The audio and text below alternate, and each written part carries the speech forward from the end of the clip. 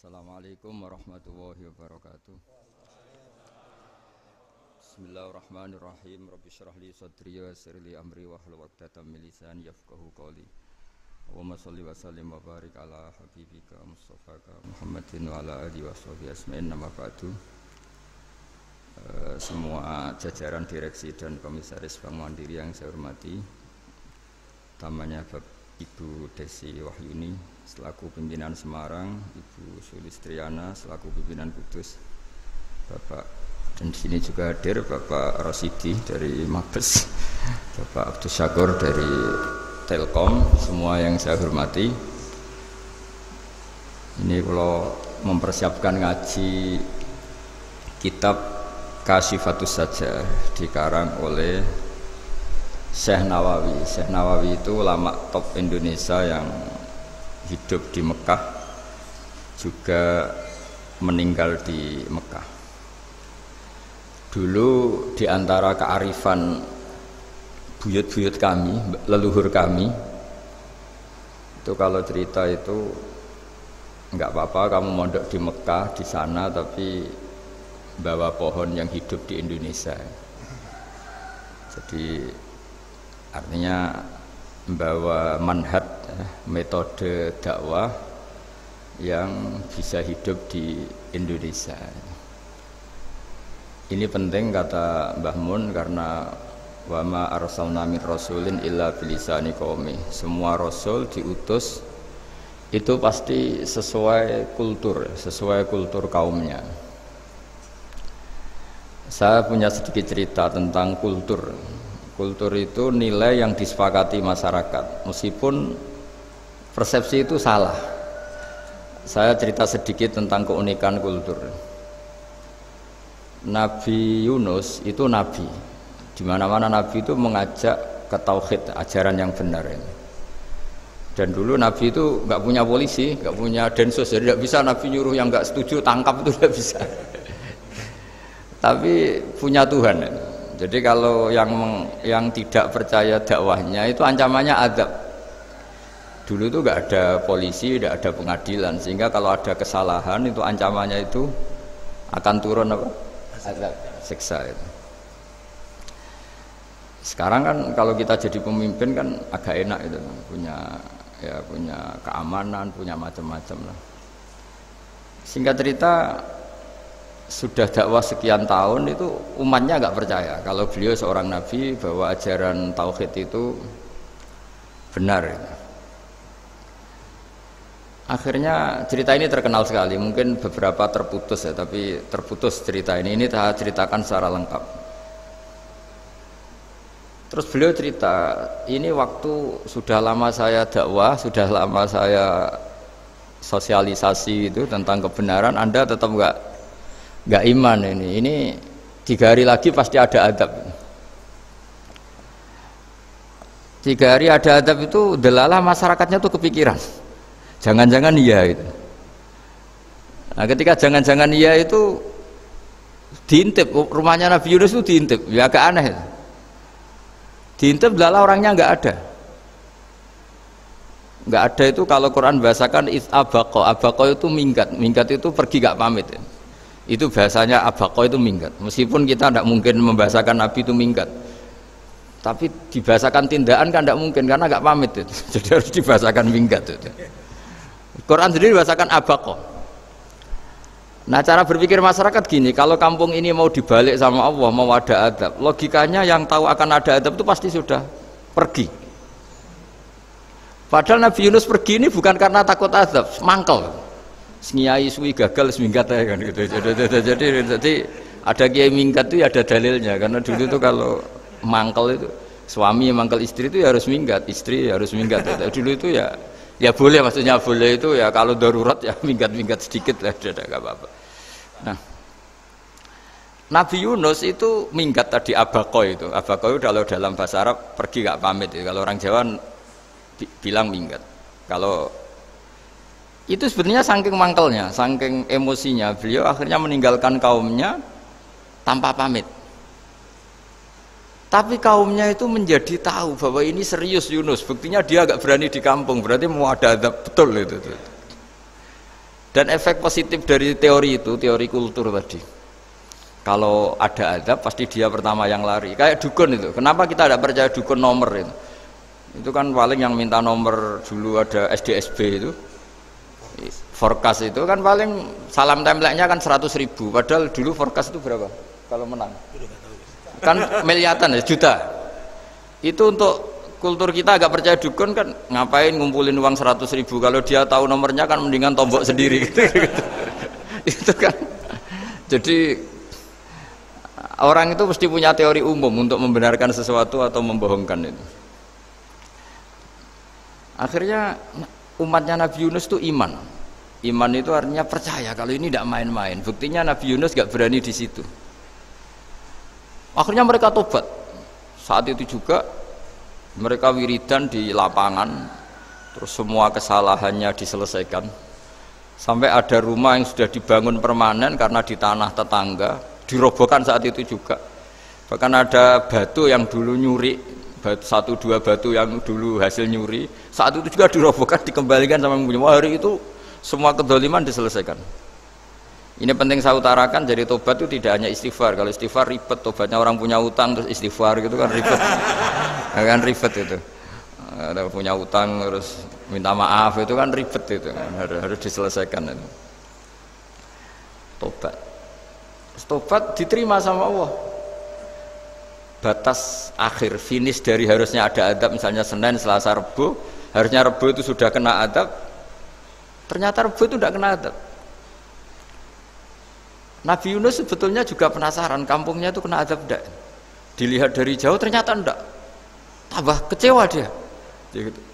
Wah ini saya kalau pulang pasti dibunuh karena saya dianggap pembohong. Di masyarakat situ ada aturan siapa yang bohong dibunuh. Padahal Nabi Yunus ngumumkan nanti Rebu ada azab. Kira-kira gitu lah. Ternyata Rebu itu tidak ada azab, makanya dia sudah di batas kampung kembali minggat lagi karena nanti pulang pasti dibunuh karena dia dianggap bohong. Ya akhirnya masyhur itu, terus dia ikut nelayan sekenanya, yang penting lari dari kampung, ikut nelayan sekenanya. Zaman itu, ini saya ulang lagi zaman itu. Nanti ini efeknya nanti ke tauhid. Zaman itu para nelayan tuh kayak sepakat, kalau ada kapal atau perahu kok mau tenggelam, itu pasti ada yang minggat.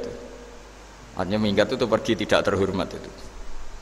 Terus fasahama fakana minal mudkhadin. Nah dulu itu orang sudah punya peradaban, ini cerita kultur, sudah punya peradaban. Ya sekarang gini, kalau nyemplungkan salah satu kan tidak adil diundi. Ternyata yang keluar dia Nabi Yunus.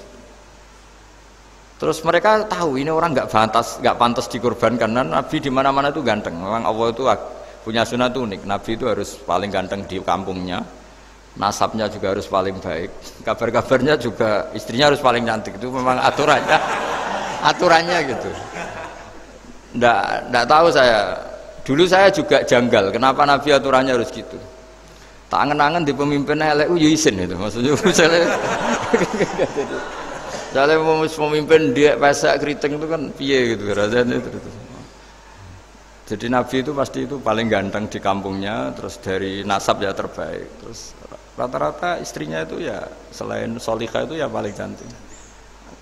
Karena ya dibully kan, sowar tidak jadi Nabi, bojone elek kan ya ribet kalau misalnya ada yang bully gitu kan juga ribet.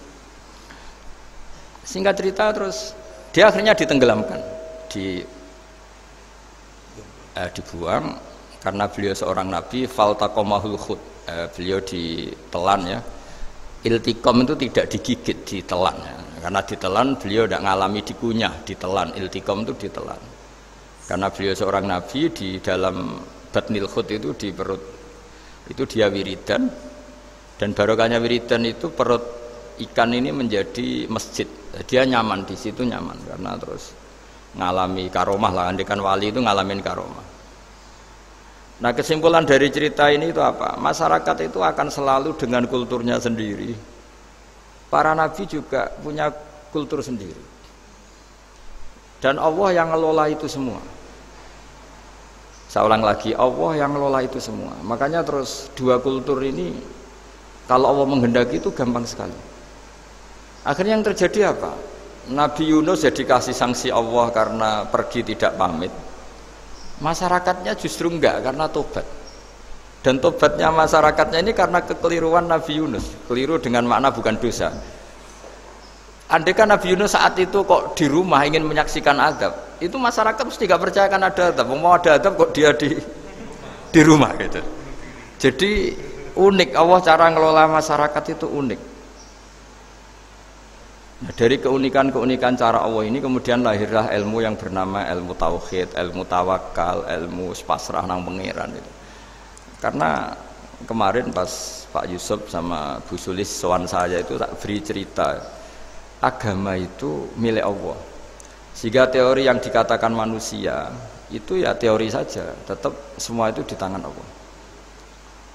Ya saya saat itu cerita, misalnya saya ditanya, ini besi, materi besi dengan kaca itu kuat mana? Mesti kita menjawab kuat besi. Tapi saya yang mengendalikan besi dan kaca. Ternyata saya punya merencanakan menghancurkan besi, menetapkan kaca ini tak simpan, akhirnya puluhan tahun. Yang ini saya rencanakan saya hancurkan itu. Andai kan si yang menjawab tadi tahu rencana saya, mesti kuat bilang kuat kaca. Gitu. Makanya contoh paling gampang tadi, dinosaurus itu hewan paling kuat malah musnah itu. Pitik yang nggak kuat sampai sekarang itu. Karena Allah bikin dinosaurus itu punya rencana dihancurkan itu. Sementara ayam enggak lah, gue rame-rame dunia gitu. Sehingga ya sudah. Nah, agama itu seperti itu. Agama itu sesuai rencana Tuhan. Sehingga ini cerita Nabi. Sehingga Nabi itu kadang nggak tahu bedanya antara sesuatu yang punya data, punya perangkat-perangkat untuk menuju A misalnya. Itu nggak tahu bedanya. Jadi kalau Nabi ditanya misalnya gini, onta itu lahir dari betinanya, dari indukannya bisa? Ya bisa. Lahir dari batu, jawabnya ya bisa. Kalau dia seorang Nabi pasti jawab bisa. Kalau Nabi loh ya, bukan direktur mandiri, Nabi. Itu pasti jawabnya bisa. Jadi kalau Nabi ditanya, mata air itu keluar dari bumi kedalaman 7 meter, bisa. Keluar dari sini, dari meja, jawabannya ya bisa. Karena Nabi itu saking dekatnya Allah, tahu betul bahwa perangkat di dunia ini tidak bisa mendikte Allah. Semua itu kehendak Allah. Logika yang terbangun Nabi itu sebenarnya gampang ya. Kalau kita teliti itu hanya gampang itu, sesuatu yang benar itu pasti bisa dijelaskan secara gampang. Nah ini ngaji tauhid biar tidak terlalu berteori terus. Karena kalau saya cerita uang pinter jenengan. Dan saya tidak ingin pinter tentang uang. Tak beri contoh. Nggak, ini supaya nanti kalau sampean suatu saat meninggal ketemu mungkar nakir itu tahu cara menghadapi. Nanti tak warai tekniknya itu. Tak warai tekniknya itu. Bocorannya tadi. Makanya ada cerita, agama ini baik sekali. Orang bocorkan ujian nasional itu kriminal, bisa ditangkap Pak Rosidi. Tapi agama ini pertanyaan mungkar nakir dibocorkan semua kiai. Itu enggak ditangkap sama mungkar nakir. Harusnya kan rugi karena ini pertanyaan, tapi semua kiai kan sudah membocorkan. Nanti pertanyaannya di kuburan itu man rabbuka, Tuhanmu siapa, agamamu apa. Itu kan sudah dibocorkan, tapi itu enggak dianggap kriminal. Sementara kita sekolah SD, sekolah SMP bocorkan soal itu dianggap kriminal. Padahal kalau harusnya boleh. Maksudnya kalau menuruti teori itu harusnya boleh kan. Mau pertanyaan mungkar nakir saja dibocorkan kan? Ada dasarnya kan? Ya tapi kan tidak ada itu. Harusnya boleh. Tapi kan terus jadi nggak ujian kalau dibocorkan itu. Tidak ada itu. Harusnya boleh. Tapi kan terus jadi nggak ujian kalau dibocorkan. Jadi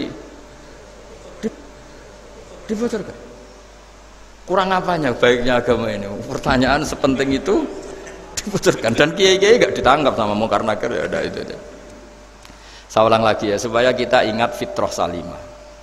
Soal Anda modern monggo lah, tapi saya sebagai kiai akan ngajari kalian tentang fitrah salimah. Jadi kalau kamu itu benar-benar beragama, ini misalnya kertas, ini lempengan baja. Kalau kamu beragama, ya terserah jenengan. Karena bisa saja ya terserah jenengan. Karena bisa saja kertas ini arsip nasional. Baja ini tak niatkan, tak luluhkan, tak hancurkan. Sehingga kalau kita ngomong ya secara materi harus ditambahi, secara materi kuat baja ya Allah. Tapi secara substansi jenengan ya terserah jenengan, monggo. Nah, di sini yang mulai orang lupa itu karena selalu menjawab pasti kuat baja. Kata pasti ini yang akhirnya orang menghilangkan teori beragama. Berdasar logika. Nah, akhirnya para nabi, para wali itu ditanya. Saya punya kitab karangannya Abdul Hamid, orang alim. Kitab itu dulu saya ngaji lama sekali, sampai sekarang saya pelajarin. Manusia itu dijebak hukum adat, padahal adat itu ya tidak terlibat. Misalnya kalau ada telur jadi ayam, normal gitu. Ya tadi, indukan unta melahirkan unta, normal itu. Indukan sapi melahirkan sapi, normal. Tapi kalau para nabi itu bilang, ya nggak normal. Nggak normal artinya tetap ada kekuatan Tuhan. Indukan unta tahu apa tentang unta? Dia punya kekuatan apa? Bisa melahirkan unta, bisa menciptakan unta di perutnya, bisa ada jantungnya, ada paru-parunya, ada ususnya. Dia bisa apa? Di situ ada tangan Tuhan itu. Karena para nabi cara berpikir gitu, melihat tembok ya sama. Tembok sama indukan unta itu sama, sama-sama mungkin mengeluarkan unta. Sehingga ketika Nabi Soleh ditanya, bukti apa kekuasaan Tuhanmu? Apa bisa mengeluarkan unta dari batu besar ini? Jawabannya Nabi Soleh ya bisa, bisa. Dan mukjizatnya Nabi Soleh masyhur itu, keluarlah unta dari batu. Karena secara teori ya tadi, coba unta indukan itu apa seorang profesor, apa seorang ilmuwan sehingga bisa menciptakan anaknya itu. Apa dia terlibat dalam menciptakan jantungnya, paru-parunya, ususnya? Kan enggak juga. Telur bisa apa coba? Gobloknya bukan main telur itu kan. Tapi bisa mengeluarkan ayam, dia bisa apa? Nah, para nabi, para wali itu tahu semuanya itu kekuasaannya Allah. Nah, kalau karena kekuasaan Allah, bedanya apa dengan tembok? Makanya Nabi Muhammad ketika di padang pasir, semua sahabat bingung, nggak ada air, ya Nabi santai aja. Ini gimana Nabi nggak ada air, nanti orang mati kehausan. Nabi ya santai aja. Kamu ingin air katanya? Iya. Nabi nunjuk apa itu ya sudah, terus ada air. Ada yang keluar dari jemarinya, ada, karena Nabi itu nggak tahu bedanya antara ini mungkin dan tidak mungkin, tuh nggak tahunya itu ya semuanya itu Allah. Kalau kamu kan nggak, wah daerah gini nggak mungkin ada air. Ini kan padang pasir. Air itu biasanya di daerah hutan gini malah berteori macam-macam. Seakan-akan tidak ada Tuhan. Jadi kalau orang nggak bakat wali pasti berpikirnya gitu. Makanya nggak wali-wali itu memang nggak bakat, karena itu kan artinya menafikan kekuasaannya Allah kan. Seakan-akan Allah tidak mampu bikin air di situ. Tapi kalau Nabi santai aja. Makanya Nabi Ibrahim ketika mau dibakar ya santai aja. Menurut beliau api bisa apa? Jadi itu meskipun hukum adat itu ya selalu berjalan. Normalnya api yang membakar, di padang pasir normalnya ya nggak ada air, normalnya batu ya nggak mengeluarkan unta. Tapi kamu jangan terjebak oleh keseharian yang Anda lihat. Tetap di balik itu ada kekuasaannya Allah Subhanahu wa ta'ala. Nah, ini yang namanya iman. Dengan iman seperti itu nanti ketika kita mati itu ya santai saja. Ketika kita hidup ya tidak tahu oksigen itu apa masuk ke tubuh kita, sistemnya kayak apa, jantung kita ada ikut bikin, paru-paru kita. Artinya zaman kita hidup pun sebenarnya kita tidak bisa ngelola kehidupan, itu tidak bisa. Nah kalau sama nggak bisa, nanti setelah mati juga tidak bisa. Ya sudah, ketika kita hidup yang ngelola juga Allah, ketika mati juga yang ngelola. Bedanya apa? Nah, ini di sini terus kita dilatih inna sholati wa nusuki wa mahyaya wa mamati lillahi rabbil alamin. Tapi kenapa kita ragu terhadap kehidupan setelah kematian? Karena ketika kita hidup seakan-akan kita tahu cara hidup. Makanya Allah itu tersinggung betul ketika ada orang merasa bisa ngelola cara hidupnya. Makanya kata Allah, kalau gojlok orang-orang yang kepedean itu, kalau kamu top, mbok jangan mati. Itu falaula in kuntum ghaira madinin tarji'unaha in kuntum shadiqin. Kalau kamu merasa top itu jangan mati. Di mana-mana mati itu tidak top. Falaula idza balaghatil hulqum wa antum khina idzin tanzurun. Mbok ketika nyawa kamu sudah sampai kerongkongan, kamu tarik lagi supaya kamu tidak mati. Mati itu tidak top loh. Katanya kamu top kok mati. Jangan mati. Kalau top itu jangan mati, jangan miskin, jangan tua, jangan jadi jelek. Pokoknya top terus gitu. Itu digojlok sama Allah. Tapi orang itu lupa bahwa nah ketika sehat begini kita seakan-akan ngelola kehidupan. Nah gara-gara merasa ngelola seakan-akan kalau mati lalu saya gimana ya kalau mati? Di kuburan ngapain ya? Terus kantornya gimana, kerjanya di mana? Ya udah usah begitu. Nah ini di sini pentingnya tauhid. Orang dilatih berpikir al-khalqul awal. Afa'ayina bil khalqil awal. Kalau dalam bahasa Yasin disebut kul yuhyihal ladzi ansha'aha awwala marrah. Jadi agama itu orang dilatih membayangkan pertama hubungan kita dengan Allah. Misalnya manusia pertama itu siapa? Adam. Adam bisa berpikir, bisa berlogika, bisa jalan-jalan, bisa macam-macam. Tapi andaikan Anda jadi Nabi Adam, mesti melihat kekuasaannya Allah itu begitu nyata. Karena saya materinya dari tanah, ternyata saya bisa berpikir. Betapa kudrohnya Allah, kekuasaan Allah, tanah yang benda mati bisa berpikir. Sekarang jadi saya. Sehingga ketemu, kira-kira Nabi Adam kalau ketemu tanah itu ya, kalau mau maksiat, wah ini tanah ini pasti komplain. Nah di sini pentingnya beragama. Sehingga ketika Rasulullah ngendikan, jika kamu memperbanyak sholat, maka tanah-tanah ini bersaksi terhadap sholat kamu. Jika kamu maksiat, juga tanah-tanah ini menjadi saksi pemberat. Itu kamu tidak jagal sama sekali, karena manusia pertama yang bernama Adam yang bisa berpikir itu materinya dari tanah.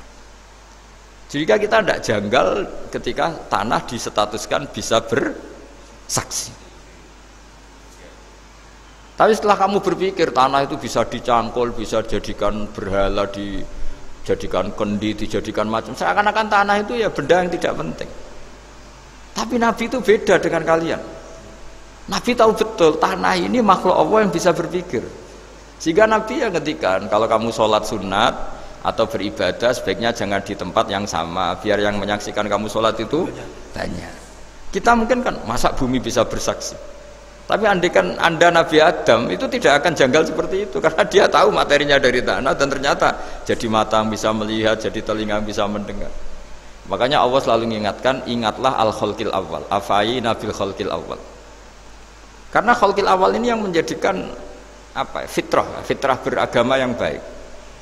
Sehingga ketika orang Yahudi bilang nggak mungkin Nabi Isa itu nggak anak zina, wong ibu kok tanpa bapak, anak kok hanya ada ibu tanpa bapak. Allah cara menjawab, inna masalah Isa indallahi kamasali Adam. Jika kamu protes ada Isa karena tanpa bapak, ya protes dengan Nabi Adam tanpa ibu, tanpa bapak. Nah, ini diingatkan al-khalqil awal. Makanya Yasin bilang kul yuhyihal ladzi ansha'aha awwala marrah. Awwala marrah itu kamu harus berpikir ketika hubungan kamu sendiri dengan Allah zaman sebelum ada semua. Jadi misalnya alam raya ini, bumi sebesar ini, masa suatu saat terus hilang, hancur, nggak berbekas. Ingat saja, bumi ini mulai dulu ya nggak ada. Diadakan oleh kekuatan besar yang super ada, yaitu Allah Subhanahu Wa Taala. Nah di sini kenapa faham-faham ateis itu hilang di dunia. Meskipun ada itu karena saking mungkin kurang peradaban. Makanya guru-guru kita mulai zaman Nabi Adam sampai sekarang itu cara berpikir sederhana. Bumi ini kadung ada, di mana-mana sesuatu yang ada pasti disebabkan yang lebih ada. Kan nggak mungkin bumi yang ada kemudian penciptanya itu udah ada. Itu kan ngajak goblok bareng gitu gara-gara gitu. Sok sesuatu yang ada disebabkan oleh sesuatu yang tiada.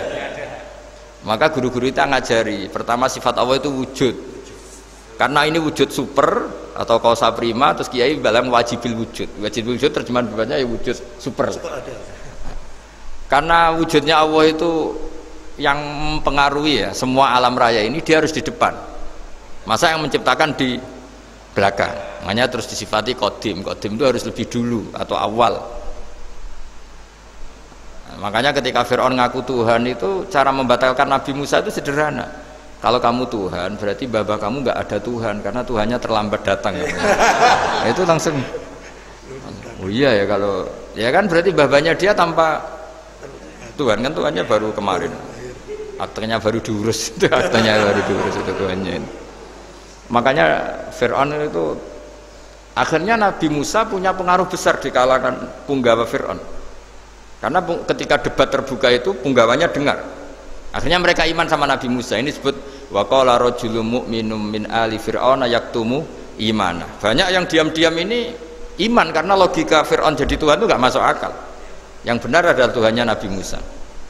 Nah orang-orang ini itu ya dibilang nggak loyal, ya pokoknya dia iman, dan dia juga yang ikut rapat besok Musa tangkap, karena mereka sudah iman sama Musa. Terus sebelum eksekusi itu datang, ini datang ke Musa, tadi malam saya ikut rapat, keputusannya Anda ditangkap mau dibunuh, jangan lari saja dulu kan. Jadi kan nggak bisa disebut pengkhianatan, kan ini orang baik. Jadi malamnya ikut rapat, besok Musa tangkap bunuh. Iya, Nabi Musa paginya sebelum itu Musa, saya nanti malam ikut rapat dan keputusannya Anda ditangkap dibunuh, kamu lari saja sekarang. Nah kenapa iman? Karena logika yang dibangun Nabi Musa. Makanya ciri utama kebenaran itu bal naqdhifu bil haqqi 'alal batil fayadmaghuhu fa idza huwa zahid. Kebenaran sejati itu boleh diuji di mana saja, dan Anda tidak usah khawatir kebenaran sejati itu kalah, pasti menang. Kalau kebenaran itu kebenaran sejati pasti menangnya. Di sini terus ada ulama-ulama kayak banyak lah, termasuk di Indonesia kayak Pak Quraisy Shihab, kayak yang nyaman saja anak-anaknya di luar negeri karena merasa kebenaran sejati itu tidak akan kalah. Sehingga ketika ada negara yang begitu maju, saya pernah ditanya sama orang yang kuliah di Inggris, di Swiss, Gus, saya ini kan orang Indonesia tapi pengagum negara Swiss, Swedia, negara di sana itu makmur, terus tertib. Bagaimana saya tetap mencintai Islam yang secara lahir itu kadang-kadang beberapa negara Islam itu kacau. Ada seorang mahasiswa tanya gitu, dia tanya cara ingat Allah, ya membela Islam kira-kira gitu. Terus saya berita, tak kasih tahu dia, ketika Anda muji negara-negara itu makmur, sejahtera, itu sebetulnya tetap utang jasa terbesar itu sama Tuhan. Pejabat bisa apa ketika Allah misalnya nggak bikin air? Negara bisa apa misalnya ketika Allah itu nggak bikin oksigen? Tetap semua ketertiban itu karena kehendak Allah. Berarti utang jasa kamu di negara manapun tetap sama Allah, bukan pada yang lain.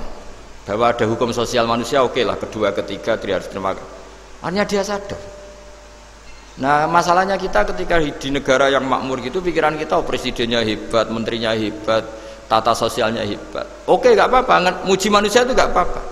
Tapi tetap itu semua di bawah muji Allah Subhanahu wa Ta'ala. Ada air begini ciptaan Allah, ada oksigen sehat ciptaannya Allah, sehingga muji pertama itu kepada apa artinya kehebatan manusia ketika ada gempa besar, ada likuifaksi, ada macam-macam. Nah maksud saya ngaji di sini ingat Allah itu dengan cara seperti itu, sehingga ketika kita hidup di negara manapun ya utang jasa pertama pikiran kita sama Allah Subhanahu wa Ta'ala. Tapi kalau ndak, kamu terjebak hukum adat tadi, di mana-mana ayam itu yang mengeluarkan telur, telur mengeluarkan ayam, nggak bisa batu ini mengeluarkan ayam, keliru kamu. Ketika ayam mengeluarkan telur, memangnya ayam itu bisa?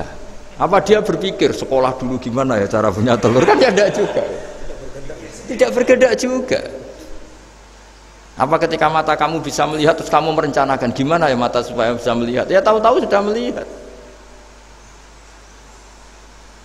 Di sini disebut afa'ayina bil khalqil awwal ansa'aha awwalan marrah wa huwa alladhi yabda'ul khalqa tsumma yu'iduhu wa huwa ahwanu alaih. Allah selalu mengingatkan. Nah, iman yang baik itu iman yang seperti saya utarakan tadi. Kamu ingat kekuasaan Allah ketika belum ada apa-apa. Belum ada apa-apa ya Allah bikin manusia itu dari tanah, bikin ayam ya dari tanah, bikin sapi ya dari tanah. Bahkan semuanya dari ketiadaan. Nah, dengan iman seperti itu, nanti kalau kamu ngaji hadis, Nabi bisa mengeluarkan air dari apa? Dari jemarinya. Terus Nabi Ibrahim dibakar gak apa-apa. Nabi Soleh bisa mengeluarkan unta dari batu besar. Nabi Musa bisa menyibak laut hanya dengan tongkatnya. Itu semuanya kamu tidak jangka. Karena tadi ingat bahwa kekuasaan Allah itu tidak terbatas. Itu cara iman yang benar. Sehingga nanti ketika kita mati juga gitu. Ketika kita hidup ya tidak bisa ngatur jantung kita, paru-paru kita, pasti sama lah. Setelah kita mati juga gak bisa ngatur, yang hanya ngatur Allah Subhanahu wa Ta'ala. Hidup kita dalam kendali Allah, mati kita dalam kendali Allah. Ya sudah, terus kita mati ya nyaman saja. Saking nyamannya itu orang-orang soleh kalau mati itu jarang berdoa. Bukan karena apa-apa, kalau berdoa itu resikonya kan gini, mustajab ndak ya, dikabulkan ndak itu. Itu menjadikan setan punya peluang masuk, diganggu. Makanya ajarannya Nabi, mangkana akhiru kalamihi la ilaha illallah fi riwayatin Allah Allah dakhalal jannah. Jadi kalau mau mati bersaksi saja, sudah ini enggak saatnya berdoa, saatnya bersaksi. Makanya hanya disuruh bilang Allah Allah Allah. Dan supaya ini menjadi akhir kalimat. Sehingga nanti keren lah. Ketika ketemu Allah, apa akhir kalimat kamu yang kamu lafadzkan Allah Allah. Sehingga di kitab-kitab diterangkan ketika orang tua kamu mau mati sudah bilang Allah, jangan tanya catatan hutang di mana ya, tabungannya di mana ya, terakhir jawab mandiri terus mati lah. Gak boleh ditanya lagi. Sekali ditanya nanti akhir kalimatnya mandiri, itu nggak boleh. Jadi sekali sudah bilang Allah jangan ditanya lagi. Pak tabungannya di bank mana, gak boleh. Bahayanya sekali jawab mandiri terus mati berarti akhir kalimatnya itu ya mandiri. Makanya harus akhir. Jangan nanti statusnya itu mangkana akhiru kalami, memang akhir dari yang dikatakan itu kata Allah. Nah sebetulnya teks hadis itu la ilaha illallah. Ini pinternya Kiai Jawa. Lagi-lagi kembali ke kultur. Kiai Jawa itu kiai yang bisa modifikasi kultur. Sebetulnya kalimat hadis itu yang masyhur, itu yang populer itu la ilaha illallah. Tapi Kiai Jawa itu dan itu ngikuti kitab-kitab Arab juga, kitab-kitab. La ilaha illallah itu resikonya tinggi karena di situ kan tiada Tuhan yang berhak disembah kecuali Allah. Ada kata la ilaha ini. Nah takutnya pas la ilaha sudah mati. Nah karena itu ada resiko la ilaha gak khatam, berarti tiada Tuhan. Nah, sehingga karena ini dianggap riskan, ya terus Kiai Jawa ngajari sudah lah, gak usah kepanjangan ya sudah Allah Allah. Jadi itu sudah agak-agak rekayasa lah, agak-agak istihad gitu. Maksudnya istihad itu sebenarnya teks panduannya itu la ilaha illallah. Teks panduannya. Tapi kiai-kiai itu tentu yang paling tahu tentang kehendak Nabi karena nekuni ilmu itu lama sekali. Kita ngikuti cara-cara ditentukan para kiai. Karena tadi la ilaha illallah itu kan ada kalimat yang tadi ya, tiada Tuhan kan. Nah kata tiada Tuhan ini yang dianggap riskan kalau nggak khatam. Daripada potensi itu terus kiai-kiai ya agak-agak improvisasi lah, itu memang ya sudahlah Allah Allah Allah. Nah supaya itu menjadi akhir kalimat, ya saya ulang lagi menjadi apa? Akhir kalimat. Setelah itu kata kitab-kitab jangan tanya hal lain.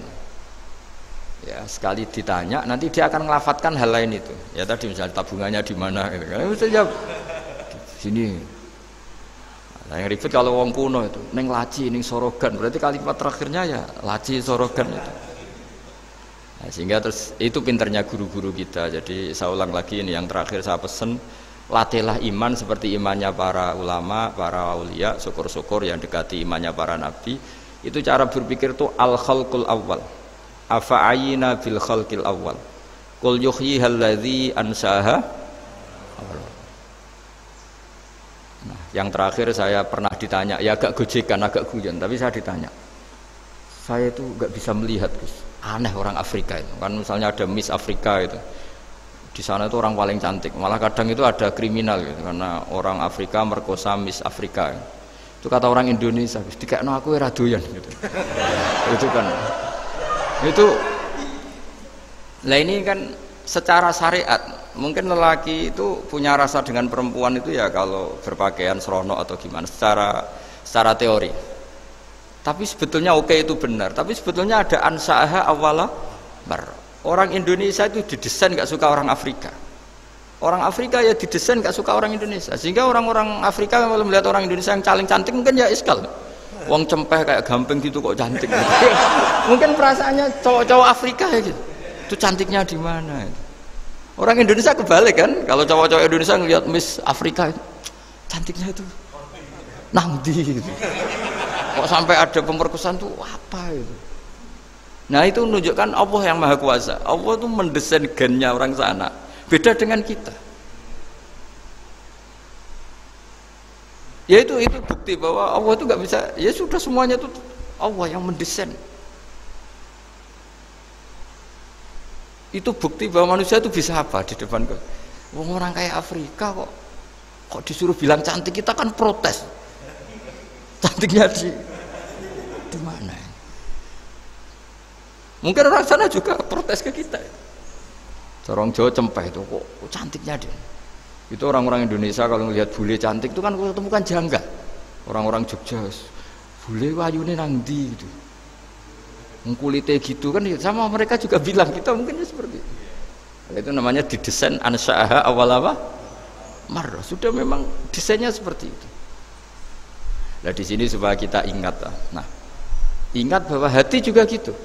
Ketika kita cinta istri itu janggal betul kalau terjadi konflik. Tapi kalau sedang konflik itu janggal betul terjadi perdamaian.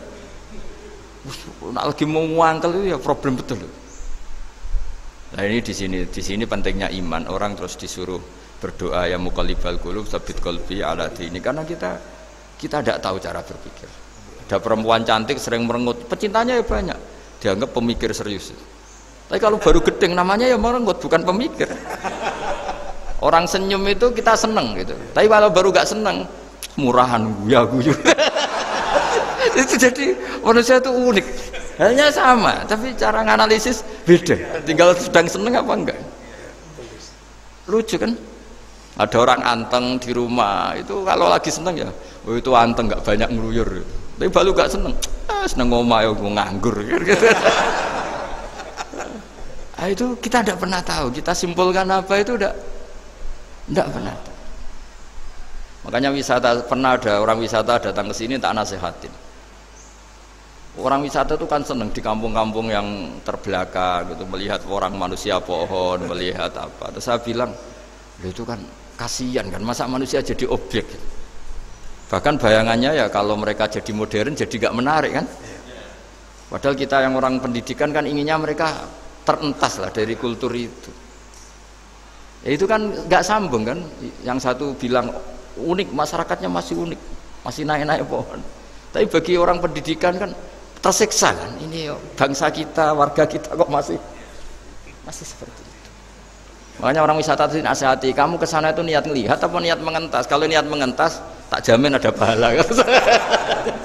Enggak Gus, mau niat mengentas katanya. Niatnya baru sekarang apa mulai dulu-dulu? Baru sekarang. Dan ini cerita dari manusia itu semudah itu, Pak. Nah, setelah kamu ngaji ini, kamu tidak akan janggal terhadap kenapa Nabi itu begitu santai. Ketika tadi makanan misalnya satu wadah itu cukup untuk orang 300. Sampai Jabir yang ngundang Nabi kan hanya kambing kecil, cukup orang 6. Ternyata Nabi ngajak orang 300 lebih.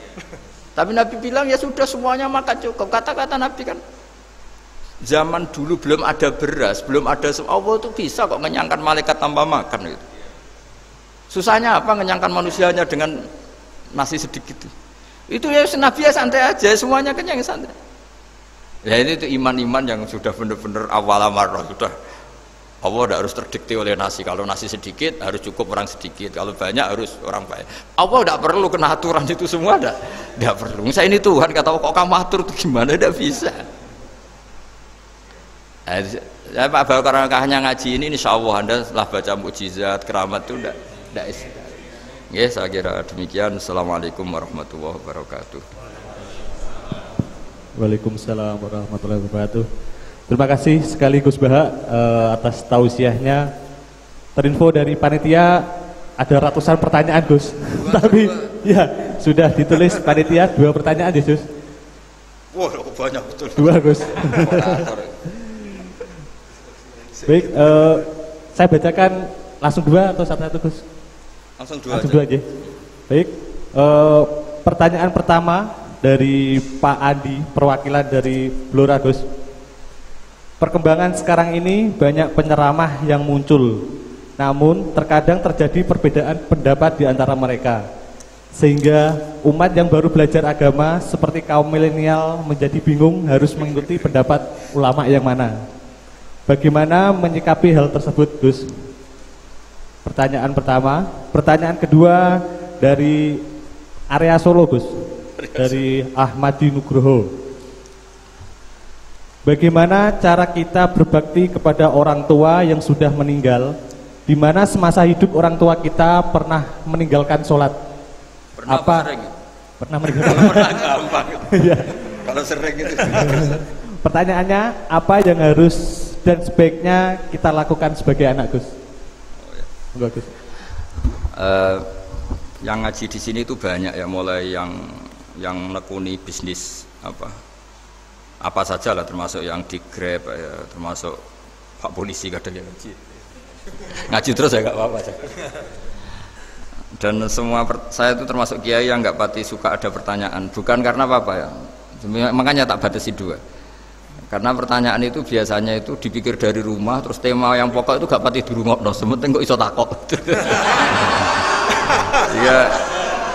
Sehingga itu ya, ini lama-lama yang janda tanya, caranya dapat jodoh kan ribet nanti. Makanya ya, tapi ya seneng saya, ada pertanyaan ya seneng. Cuma kenapa saya tidak membuka terbuka, karena tema kita kan kiai ya, kiai itu kayak dokter, tahu misalnya saya tadi tema itu supaya orang itu tauhidnya kokoh, karena zaman akhir itu yang paling mengkhawatirkan itu apa? Tauhid gitu. Tapi kalau tanya ini diberi hak, itu orang kan sudah punya pikiran sendiri mau ditanyakan, padahal itu subjektivitas dia.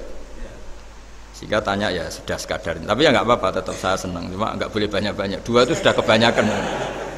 Yang kedua tak jawab serius. Ketika kita punya orang tua yang punya hutang, itu yang dibahas Nabi itu hutang dulu. Itu karena hak adami itu tuntutan. Jadi kalau dalam kitab fikih itu ada istilah haqqullah mabniun alal musamahah wa haqqul adami mabniun alal musyahah. Jadi kalau hak Allah itu Allah lebih rileks. Karena Allah itu tidak butuh disembah, tidak butuh dipuja-puja, Allah sudah terlalu besar. Al-Qayyum sudah besar sendiri, sehingga Allah itu mudah, ngabaikan haknya itu mudah. Tapi kalau hak adami, bawaan manusia itu kalau hartanya dibawa orang itu ingat terus, sehingga harus diselesaikan. Maka Nabi kalau mau mensolatkan jenazah tanya punya utang enggak.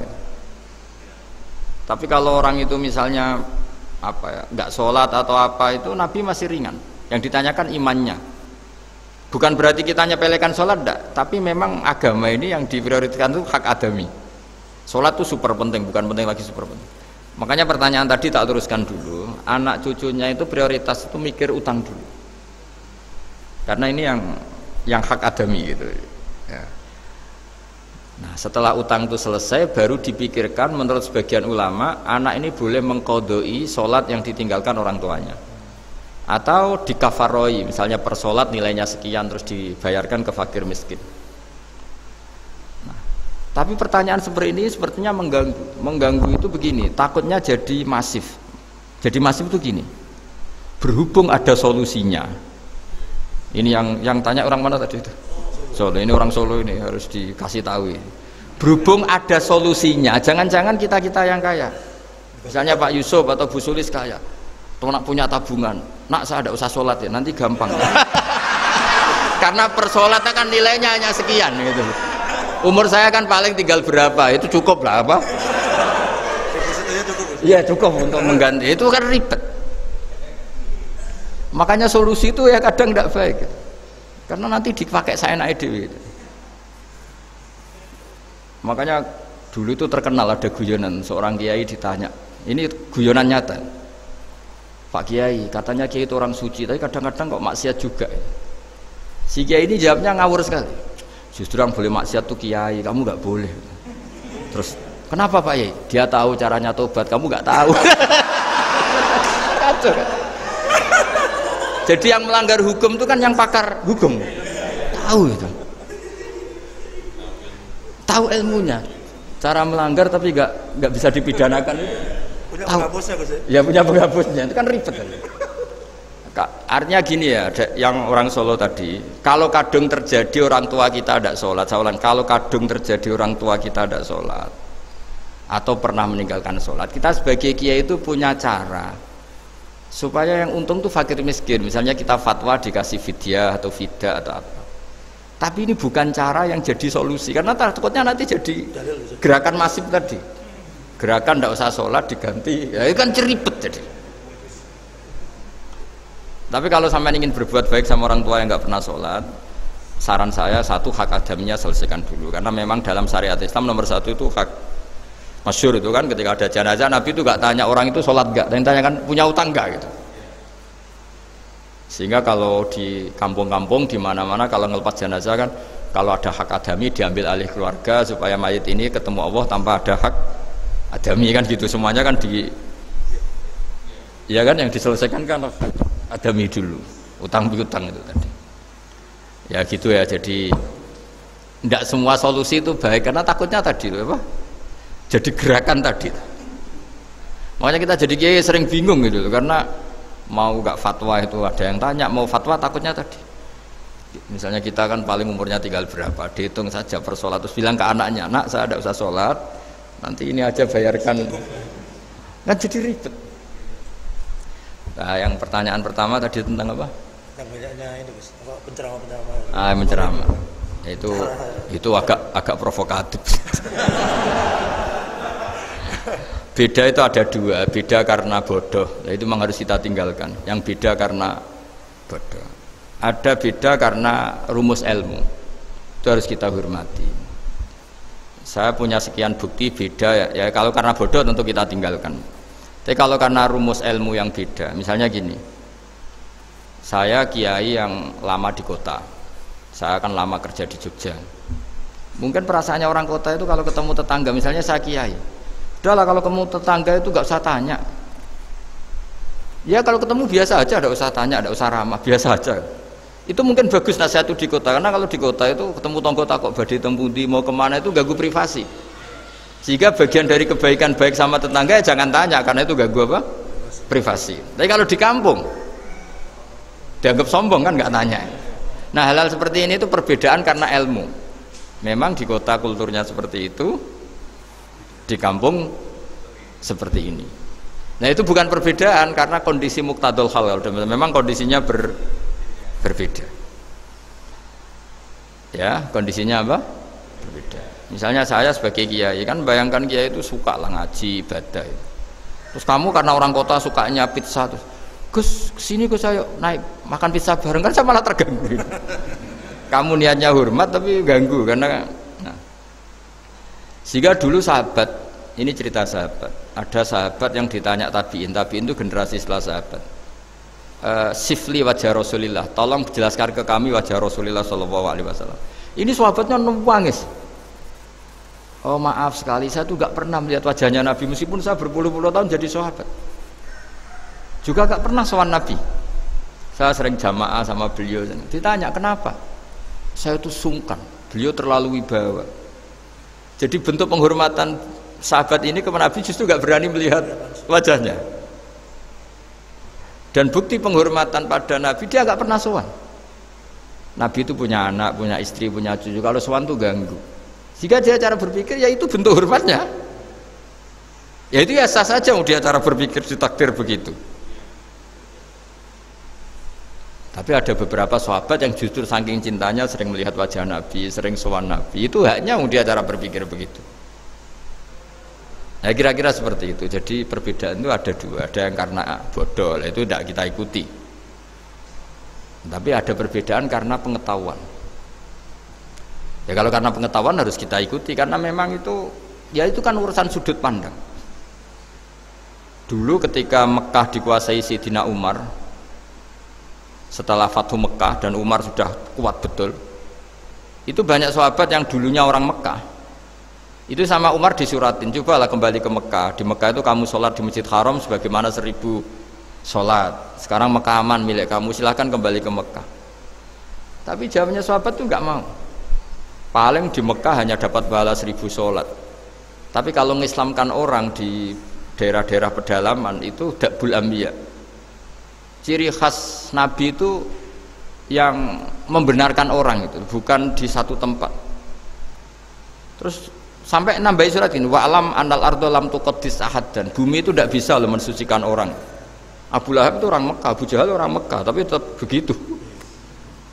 Akhirnya jenis ini berpikir, ya sudah lah, gak di Mekah gak apa-apa. Andai kan Mekah itu bisa mensucikan orang, gak ada Abu Jahal, gak ada Abu Lahab.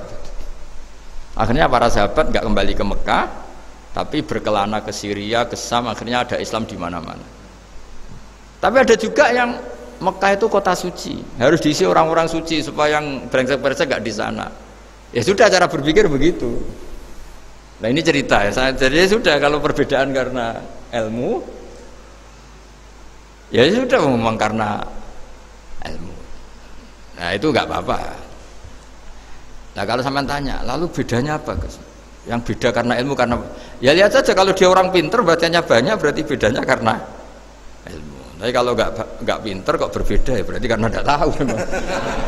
Ya kira-kira seperti itu. Baik, terima kasih sekali Gus Baha atas tausiah dan jawaban pertanyaan dari rekan-rekan semua. Alangkah lebih afdolnya Gus Baha ditutup dengan doa dari Gus Baha. Bismillahirrahmanirrahim. Nahmaduka ya ghafuru ya syakuru. Shalli wa sallim wa barik ala habibika Mustafa Muhammadin wa ala alihi washabbihi wa sallam ajmain. Allahumma ja'alna ya man ta'a ilaika ya man ta'a khalqaka ilaika wa mimman yafirru ya wa fi ibadika ilaika aminin mutmainnin ya Allah alladzina ya wala khaufun alaihim wa lahum yahzanun ij'alna ya aminin salimin mu'afin min kulli bala'i dunyal akhirah waj'al baldatana Indonesia afiatan ya minal balaya wal fitan. Allahumma ij'al a'malana khalisatan liwajhikal karim wa murabatan fika yu'la fiha kalimatukal ulya wa dzikrukal ulya innaka antan nasir fa ni'mal maula ni'man nasir. Ighfir lana zallatina wa khati'atina ya Allah. Rabbana la tu'akhidna in nasina wa akhtana rabbana la tahmil alaina isran kama hamaltahu 'alal ladzina min qablina. Rabbana la tuhammilna ma la taqata lana bihi wa'fu 'anna waghfir lana warhamna anta maulana fansurna 'alal qaumil kafirin. Rabbana atina fid dunya hasanah wa fil akhirati hasanah wa qina adzabannar. Sallallahu alaihi wasallam Muhammad sallallahu alaihi wa sallam. Subhana rabbika rabbil izzati amma yasifun. Salamun alal mursalin. Alhamdulillahi rabbil alamin. Alhamdulillah.